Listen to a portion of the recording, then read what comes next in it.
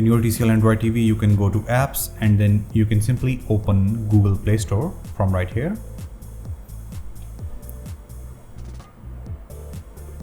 And in the Google Play Store, on the top right corner, as you can see, there is the settings, there is the search bar, and in the search bar you can search for the Netflix application.